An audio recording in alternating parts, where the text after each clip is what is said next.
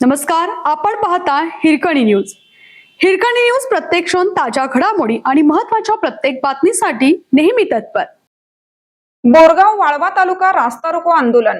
सुपीक जमिनीच्या रक्षणासाठी बोरगाव पेटले. शक्तीपीठ महामार्गाला शेतकऱ्यांचा कडाडून विरोध. बोरगाव शक्तीपीठ महामार्गाच्या संकटाविरुद्ध बोरगाव मसुचीवाडी आणि परिसरातील शेकडो शेतकरी रस्त्यावर उतरले.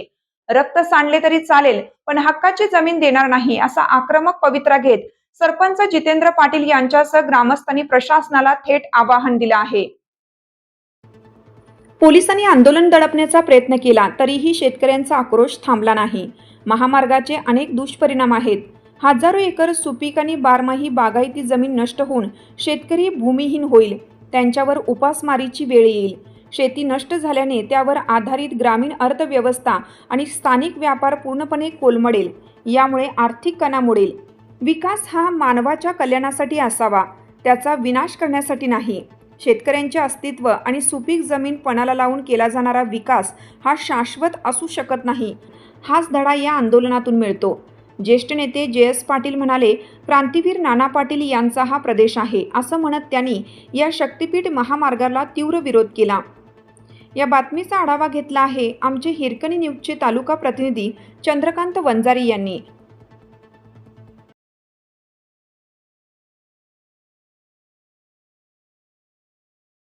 की जय. हा पश्चिम महाराष्ट्र छत्रपतींचा महाराष्ट्र आहे. या महाराष्ट्रामध्ये शेतीला प्रमुख मान्यता मिळालेली आहे. भारत हा शेतीप्रधान देश म्हणून ओळखला जातो. या पश्चिम महाराष्ट्राचा विकास झालेला आहे. या विकासामध्ये अडथळा आणण्याच्या दृष्टीनं हा शक्तीपीठ मार्ग काढण्यात आलेला आहे. हा शक्तीपीठ मार्ग सदा सुपीक भागातून जातोय.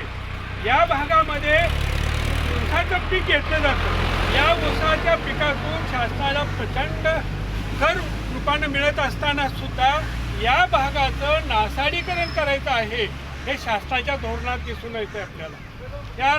या क्षेत्रामध्ये साखर कारखाने 5 आहेत. या 5 कारखान्यांना याचा ऊस जात असतो. उद्याच्याला जर शक्तीपीठ निर्माण झाला तर हे ऊसाचं पीकच होणार नाही. इथं पावसानं आणि महापुराच्या पाण्यामुळं ही सगळी जमीन नापीक बनणार आहे. सगळी जवळजवळ जमीन नापीक बनणार आहे. कारण महापूर आल्यानंतर तो लवकर ओसरणार नाही. 8-8 दिवस पाणी राहील. 8-8 दिवस पाणी राहिल्यानंतर या ऊसाचं पीक जाग्यावर जळून जाणार आहे. म्हणजे तुम्हाला दारिद्र्यामध्ये नेण्याचा उद्देश या शासनाचा आपल्याला दिसून येतो. विकासाचं कुठलंही धोरण नाही. याच रस्त्याच्या आपल्या शेतीच्या विनाशासाठी सरकारनं इथं म्हणजे करण्याचं योजना आहे.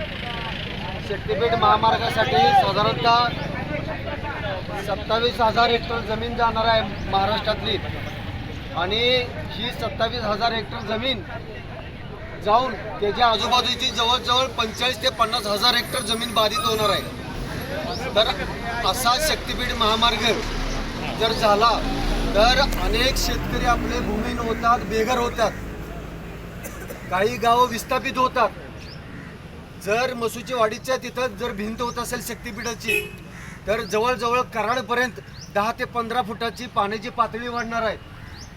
कालच्या 2019-21च्या पुरामध्ये प्रत्येकाच्या घरात पाणी आलेलं होतं. जर तिथं भिंत झाली तर घरावरून पाणी फिरणार आहे. जर शेतकऱ्याच्या घरादारावरून पाणी फिरणार असेल आणि नांगर फिरणार असेल तर हा शक्तीपीठ महामार्ग होऊ नये यासाठी आपण जीवाचं रान करणं गरजेचं आहे. आज रस्ता रोको या कारणासाठी केला की आपण रस्ता रोको केल्यानंतर राज्य सरकारच्या लक्षात आलं पाहिजे की शेतकऱ्यांची तीव्र भावना आहे की हा रस्ता झाला नाही तर रस्ता कुणाच्या फायद्याचा आहे, तो शेतकऱ्याच्या फायद्याचा अजिबातच नाही. त्याला जे नाव दिलं गेलं शक्तीपीठ, ती जे शक्तीपीठ जोडली जाणार आहेत की हिंदूंची देवळं जोडली जाणार आहेत, त्या देवळांना जाण्यासाठी आज रस्ता उपलब्ध आहे. तर देवळाला आपण पाया पडायचं सगळेजण आज असणारा हिंदू असेल अनेक जाती धर्माचे लोक तिथे जात आहेत. हा रस्ता त्यांच्या फायद्यासाठी आहे. आज 24,000 ते 25,000 एकर जमीन ह्याच्यामध्ये जाणार आहे. आपण जर हे ठरवून द्यायचं नाही, भले मारहाण करतील आपल्याला, मारहाण सुसिया कारण भाग वाचला पाहिजे, शेतकरी वाचला पाहिजे, ही भावना तीव्र असली पाहिजे. मोजणी नाही झाली तर त्यांना काही करता येणार नाही. भले किती पोलीस बळाचा तिने वापर करून दे. आता जे पोलीस अधिकारी जे आणले तिथं ते एकच कारणासाठी आणलेत की सांगली जिल्ह्यातलं आंदोलन मोडण्यासाठी आणले.